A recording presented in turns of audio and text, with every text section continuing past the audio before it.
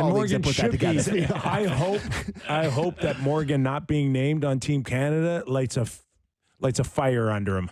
Yeah, because I he's maintain got it's a lot hard to more- have a newborn. It is hard, and if when you're talking about the elite, the best, and you're this much worse, it makes a difference, and it's hard. I saw an interview he did recently with. God, I'm so mad I can't remember who it was, but he said like, Is it Cloak? oh, it was an in-person one. But anyway, he said that like trying to get sleep's a struggle right now. It's a challenge. Anyways, life. I said, Everybody's been through it. Yeah. Yeah. Yeah. It's not new, No, it's not new, but that doesn't. Neither is getting I'm punched not- in the face. Still sucks to get punched in the face. but you got to manage it and you got to overcome do. it. We just had Mark Messier talking about no excuses. Come on, just find a yeah, way. but that's not. Okay? That I hate that because it's not an excuse. It's something he's dealing with, but it is a complicating factor. It makes things 1% harder for him to manage. He's not complaining about it. I'm But doing it for him. Many have found a way to manage it and be great. Yes, That's your job now to do that. he's not complaining. I'm saying it could be a difficulty, and part of the reason he's 1% worse. so you're telling me John Tavares is one of the 26 best Canadian forwards in the league this year? I guess that's what I'm saying, Brooksy. That's crazy. We do. Oh, I also want to talk about Nylander. Did you guys have any thoughts last night on him? I've never seen him talk to the ref that much. He went full Kyle Lowry. His brother got scratched, and he's like, "I'm pissed. He I'm was gonna." all over the official last night in a way I've never seen him before. That was a bad look. Just frustrated. Like, Yeah, I think he was frustrated. why he's It's just not actually going in. he's having a good year. Is Yeah, he it's just not? not going in at the same rate it was earlier in the season. I think he came out of the gates pretty on fuego, and he just seemed really frustrated last night. He ended up scoring. He did. He actually almost missed a wide open net on a great pass by Matthew Nyes. But even the thing that he was frustrated about, because it was that behind the net play, like on the first or second shift of the game, I didn't really think it was much of anything. It was No. kind of like they got tied up and he was People pissed on off. the internet thought he gave Nick Robertson a bit of a hairy eyeball. Well, yeah, he did. Which one? Did you see it? I did see it. Yeah. So it was a play where I saw it Yeah, he just in live. Try to stick handle right to the net. Yeah, and he's And sitting there with his Willie stick on was the ice. off the post and Oh, thought yeah, maybe he could have slid the puck over, and then maybe Willie thought he could have a walk around the post for an opportunity, but I don't know. It's hard to tell sometimes on those things. It can be, but I think if he did give him a hairy eyeball or almost did, and he's talking to the official all night, you kind of feel like a guy who really wants it and just felt frustrated for whatever reason. And can I be honest about something?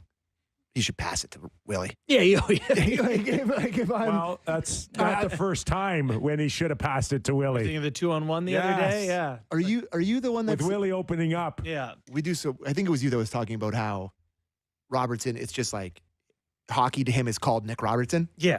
and it was never more evident He last got his night. goal. Oh, yeah. No, it's just like he's so tunnel vision offensively. I actually wonder if, we've talked about, boy, 6 guys injured and he can't get it in the top 6. I wonder if part of the problem is, the top 6 guys going, I'm not playing with him, Yeah, Like, I'm not. So if I give it to him, I'm never getting it back.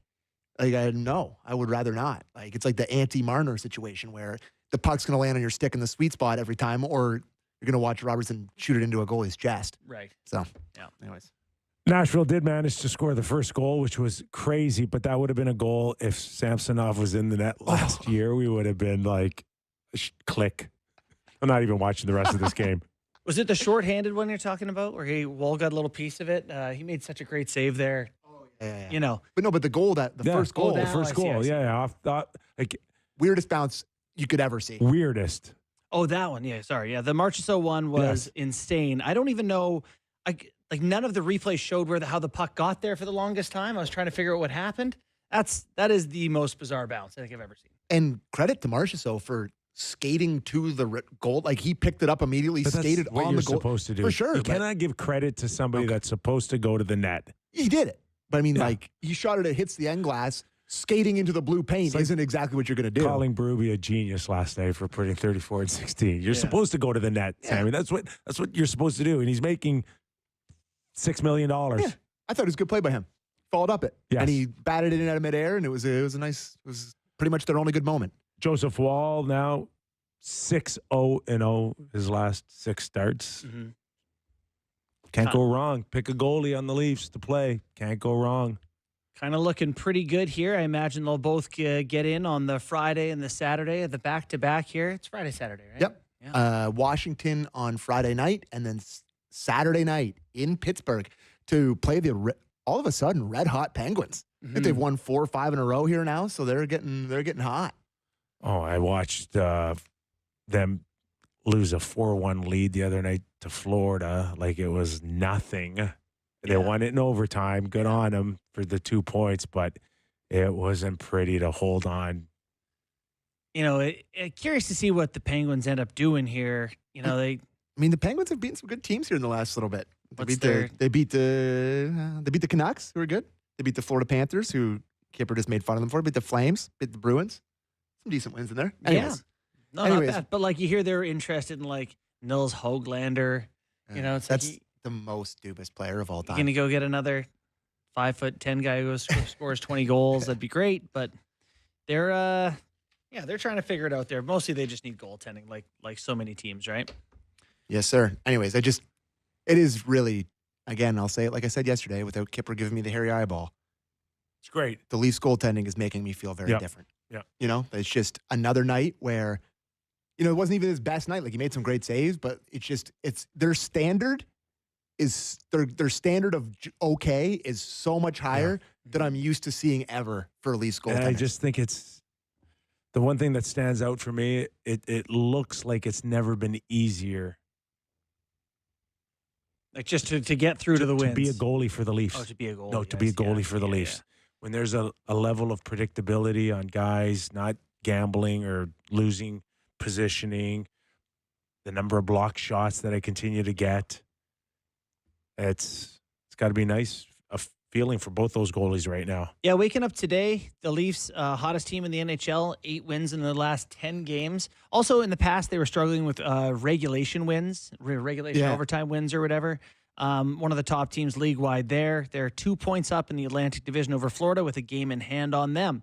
So, you know, this is kind of a time to make hay as they're getting a little bit healthier, some soft games ahead, and it just feels more than other years, if you are going to believe in them, that the table is set for them to actually win the division. Yeah. So, Kip, I talked about this with Sam the other day. Mm-hmm. Boston kind of figuring it out a little bit, are they not? Like I still feel like they could very well end up playing them, whether it's 1v8 or 2 versus 3. That could very well be their first round matchup again. Thanks, Gary.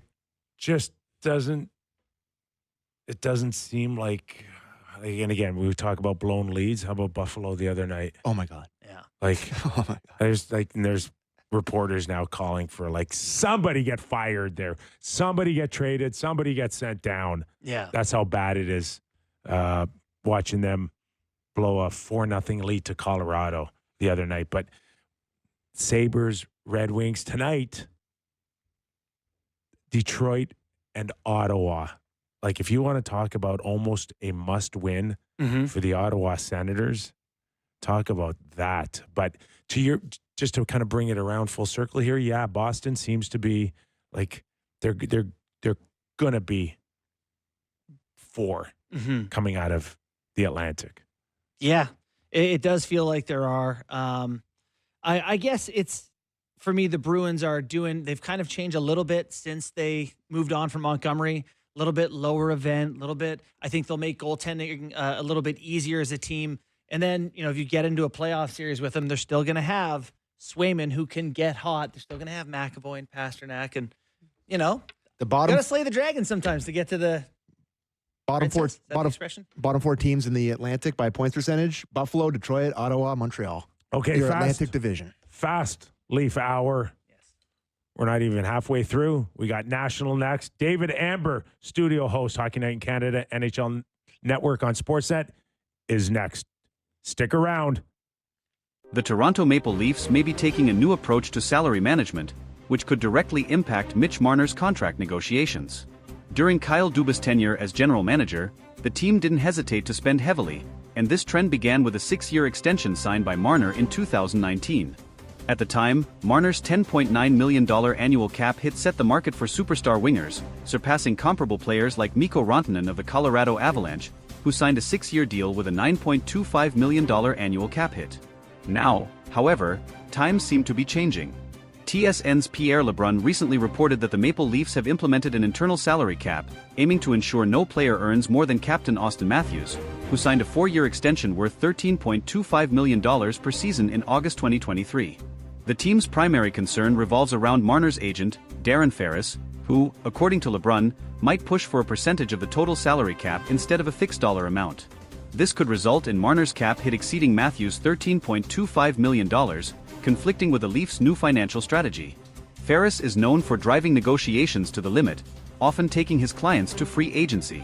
This raises fears that discussions between Marner and the Leafs could drag on until July 1st, giving Marner and his camp all the leverage in negotiations.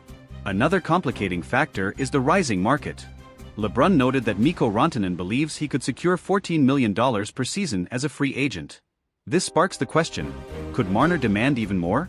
And would Ferris take that gamble, knowing the Leafs might opt to move on and sign another player? Marner has made it clear on multiple occasions that Toronto is where he wants to be. As a local player with deep ties to the city, he's expressed his desire to spend his entire career wearing the blue and white of the Leafs. However, staying with the team may require him to accept less than market value, especially if the front office remains committed to its new salary structure. Such a sacrifice could be vital for the team's collective success and to avoid financial issues that have plagued the recent past. While negotiations are still in the early stages, it's evident that Marner's future with the Leafs is at stake. Maple Leafs fans may need to prepare for the possibility of significant changes, but they can also trust in the player's commitment to the city and the franchise to find a compromise. The Maple Leafs' decision to implement an internal salary cap reflects a broader shift in their team-building philosophy. After years of prioritizing top-end talent with hefty contracts, the organization appears determined to strike a balance between superstar contracts and depth throughout the roster. This strategy aims to avoid the pitfalls of past seasons, where a lack of financial flexibility often left the team vulnerable in critical playoff moments. For Mitch Marner, this shift creates a unique challenge. On one hand, his value to the Leafs is undeniable. A consistent top scorer and elite playmaker, Marner has been instrumental in driving the team's offense.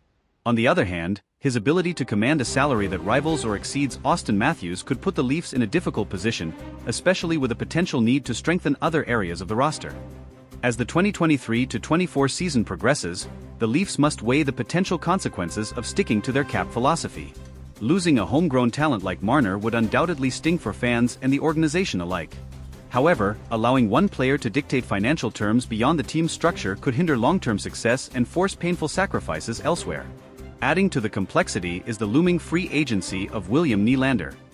If the Leafs are to stick to their internal salary cap, they may also face challenges in retaining Nylander, who could command a significant raise. Balancing contracts for both Marner and Nylander within the new framework could prove to be the ultimate test for Toronto's management team. Another factor at play is the team's ultimate goal, winning the Stanley Cup. While star players like Marner and Matthews are crucial, history has shown that depth and balanced rosters often prevail in the postseason. If the Leafs fail to manage their finances effectively, they risk falling short of building a championship-caliber team, even with elite talent. For Marner, the decision to stay with the Leafs might come down to more than just dollars. His connection to the city, the fans, and his teammates could be deciding factors. If he prioritizes legacy and loyalty over maximizing earnings, there's a strong possibility that he'll work with the team to find a deal that benefits both parties. Negotiations will also test Darren Ferris, known for his hardline tactics in securing lucrative deals for his clients. While pushing for top dollar is expected, Ferris may need to weigh the risks of alienating the Leafs management and fanbase. A prolonged stalemate could damage Marner's relationship with the team and its supporters. The Leafs management, led by general manager Brad Treliving, faces a pivotal moment. Treliving's reputation as a negotiator and team builder will be on full display as he navigates this high-stakes scenario. Striking the right balance could solidify his tenure in Toronto, while a misstep might set the team back for years. For Maple Leafs fans, the coming months will be filled with anticipation and uncertainty. Marner's future, along with the team's ability to stay competitive under financial constraints, will likely dominate conversations as the season unfolds. Supporters can only hope that the team's new approach leads to greater playoff success and, ultimately, the elusive championship. In the end, the outcome of these negotiations could redefine the Maple Leafs' identity for years to come. Whether it results in retaining Marner or reshaping the roster, the team's commitment to an internal salary cap signals a clear focus on long-term sustainability. Fans will be watching closely, hoping for a resolution that keeps the team's core intact and their championship dreams alive. As the negotiations with Mitch Marner progress, another layer of complexity is added by the external competition in the NHL market. Teams with more cap space and fewer restrictions could easily present lucrative offers to Marner if he reaches free agency. The Leafs are not only negotiating with Marner but also indirectly competing with other franchises willing to outbid them for his services. One example of this is Mikko Rantanen, whose potential $14 million value on the open market highlights the growing demand for elite wingers. If Rantanen secures such a deal, it could set a precedent that Marner's camp would use as leverage. The Leafs, however, must remain disciplined, as breaking their internal salary cap for Marner could lead to similar demands from other key players down the line. The looming specter of free agency means the Leafs have a limited window to strike a deal. If negotiations drag on into the off-season, the leverage shifts heavily in favor of Marner and his agent. Darren Ferris, known for his strategic patience, could use this to push for maximum value, putting even greater pressure on the Leafs management to make a decision. This scenario also places significant pressure on head coach Sheldon Keefe. Managing a team amid ongoing contract uncertainty can disrupt chemistry and focus. Keefe will need to ensure that the team remains united and focused on their performance, even as the media and fans speculate about Marner's future. Meanwhile, the Leafs core group, including Austin Matthews, Morgan Rielly, and John Tavares, will likely play a role in influencing Marner's decision. The camaraderie among the players and their collective drive for a championship could persuade Marner to accept a deal that aligns with the team's financial structure. On the flip side, the Leafs could explore contingency plans if a deal with Marner doesn't materialize. Trading Marner would be a bold move, but it could bring significant assets in return, potentially bolstering the team in areas like defense or secondary scoring. This option, while unpopular with fans, might be necessary to maintain roster balance. The timing of these decisions is also critical. With the trade deadline months away, the Leafs must assess whether keeping Marner without an extension risks losing him for nothing in free agency. A preemptive trade could avoid this scenario, but it would also signal a significant shift in the team's short-term goals. Fan sentiment will undoubtedly influence the team's approach. Marner is not just an exceptional player, he's a fan favorite and a symbol of homegrown talent succeeding in Toronto. Losing him could lead to backlash, especially if the team struggles in the aftermath of his departure. The broader NHL landscape also plays a role. As other teams navigate their own salary cap challenges, the Leafs can learn from their successes and failures. Organizations like the Tampa Bay Lightning and Vegas Golden Knights have shown the value of balancing star power with depth, offering a potential blueprint for Toronto's future.